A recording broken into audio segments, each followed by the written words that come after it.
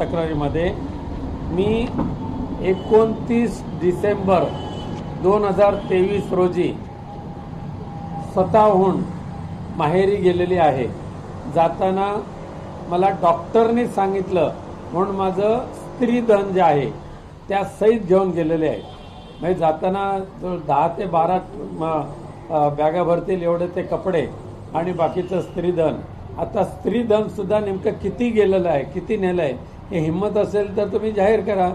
येताना सासरी येताना स्त्रीधन किती आणलं आणि घेऊन जाताना किती घेऊन गेला ते जाहीर करा. पण आम्हाला एकदा दिलं ना दिलं त्याच्यामध्ये आम्हाला काही पडायचं नाही आहे. ठीक आहे, तिच्या नशिबात होतं तेवढं तिला स्त्रीधन मिळालेलं आहे, त्यांना आम्हाला त्याच्यामध्ये काय ते उकळून काढायचं नाही. करायचं आलं खूप मोठी लिस्ट वाचून दाखवेन, पण ठीक आहे, तिला जे मिळालं त्याच्यात त्याने सुखी राहावं. आम्ही अध्यात्मातले आहोत आणि आमचं दैवत आमच्यासमोर पंढरीचा पांडुरंग आहे, तसंच आमच्यासमोर आमचं दैवत हिंदू हृदय सम्राट बाळासाहेब ठाकरे आहेत.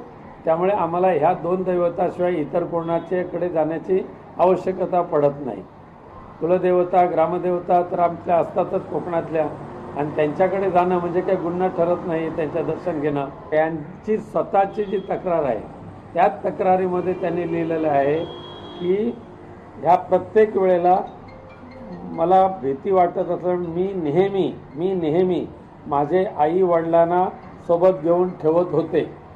आता जर प्रत्येक वेळेला आई वडील होते आणि आई वडील तर सज्ञान आहेत, मुलगी सुद्धा सज्ञान आहे, तर त्यांना एकदा असा गैरप्रकार झाला असं जर निदर्शनास आलं तर ताबडतोब त्यांनी पोलीस स्टेशनची धाव का नाही घेतली. लोकशाही मराठी ऐका, पहा, जागरूक रहा.